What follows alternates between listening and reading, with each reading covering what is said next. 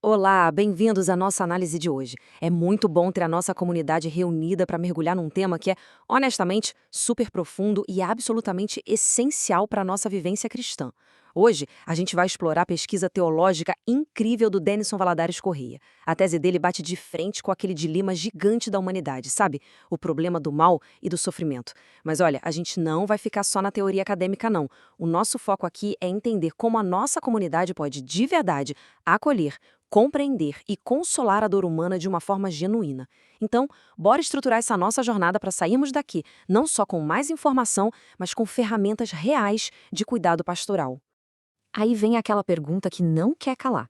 Como a nossa comunidade de fé responde quando o inocente sofre? Pensa bem, quando uma doença atinge uma pessoa boa, ou quando uma tragédia daquelas cai do nada, o que a gente faz?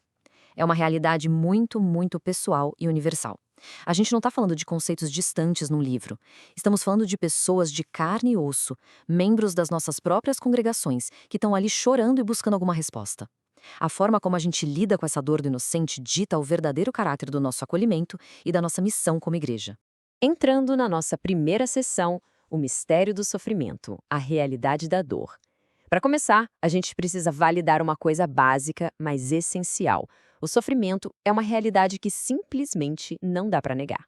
Quando alguém está no meio de uma crise pesada, a dor não é tipo um quebra-cabeça lógico pedindo solução. É uma ferida aberta pedindo colo.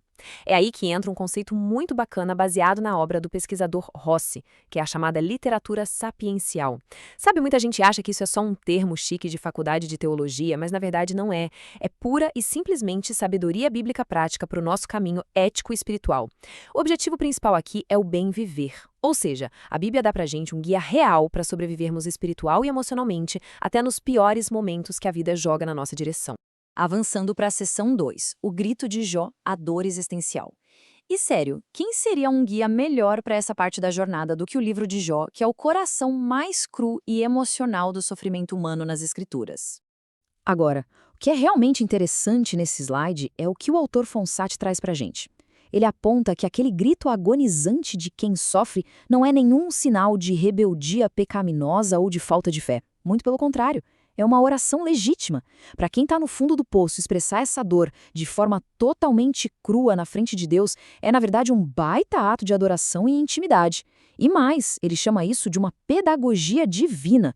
Quer dizer, Deus usa essa franqueza brutal para nos ensinar, nos moldar e nos puxar para mais perto do seu mistério. Percebem como isso vira a chave de como a gente deve escutar quem está sofrendo na nossa igreja? E isso ilustra muito bem aquela tensão maluca que a gente vive. Dá uma olhada. De um lado, temos o coração. É a dor existencial, aquele grito rasgado de Jó que representa o escândalo da dor. Mas, do outro lado, como seres criados à imagem de Deus, a gente também quer entender as coisas. Então, ali do lado direito, temos a mente, a reflexão teórica, a nossa necessidade intelectual de descobrir de onde vem esse mal todo.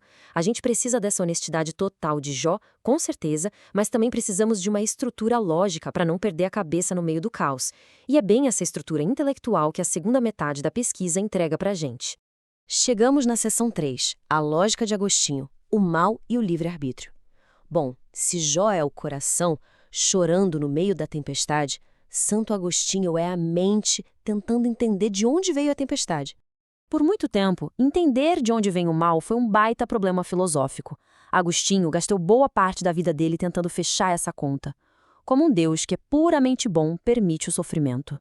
E o X da questão aqui, puxando os estudos de pesquisadores como Leite Júnior e Silva, é uma tese libertadora. O mal não é uma criação divina. Deus não foi lá e criou o mal numa prateleira. Na verdade, o mal é um dilema totalmente ligado ao livre-arbítrio. É basicamente a ausência do bem, muitas vezes resultado das próprias escolhas de seres livres. Entender essa estrutura é vital para nós, porque tira das costas de Deus a culpa pelo sofrimento humano e nos ajuda a manter a confiança na bondade dele, mesmo nos dias mais sombrios. O que nos leva à seção 4, evitando respostas superficiais, o que a igreja deve evitar. Afinal de contas, a nossa teologia tem que ser uma ferramenta de pura compaixão e nunca uma arma de julgamento. Então, o ponto crucial é ficarmos de olhos bem abertos para não cometermos 4 erros clássicos e bem perigosos quando alguém do nosso lado está no meio do furacão. Primeiro, dar aquelas respostas punitivas, sugerindo que tudo de ruim é castigo direto de Deus. Segundo, acusar a pessoa de falta de fé, como se ter fé fosse uma vacina mágica contra qualquer tragédia. Terceiro, ignorar a dor real da pessoa, tentando disfarçar ou mudar de assunto rápido demais porque incomoda. E o quarto erro, vir com aquelas explicações rasas e clichês que, convenhamos, não consolam ninguém. A nossa igreja precisa ser um porto seguro real, bem longe dessas armadilhas. Para levar essa mensagem e trazer ainda mais esperança, a pesquisa faz uma ponte genial com o Viktor Frankl, um psiquiatra incrível que sobreviveu aos horrores dos campos de concentração. A grande sacada dele é que dá, sim, para buscar um sentido e até alcançar aquele bem viver, mesmo nas trevas mais absolutas da adversidade. E olha, a nossa missão pastoral não é ser uma pílula mágica que apaga a dor da pessoa na hora, até porque isso é quase sempre impossível.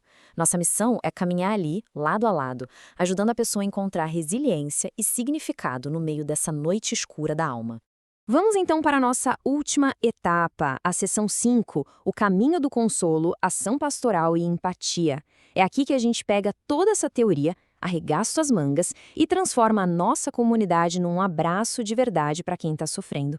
Vamos em frente para ver como isso se constrói na prática, em 3 passos super simples e transformadores. Passo 1, acolher a dor sem julgar.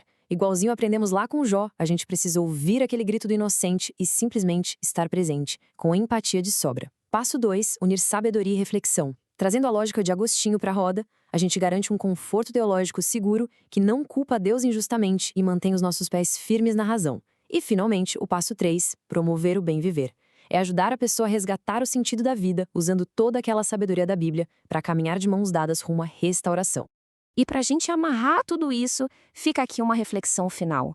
Já que vimos como a Bíblia supervalida nossa dor emocional e como a teologia nos dá uma base racional firme para não surtar, como é que nós vamos usar tudo isso para sermos uma fonte de verdadeiro consolo amanhã mesmo?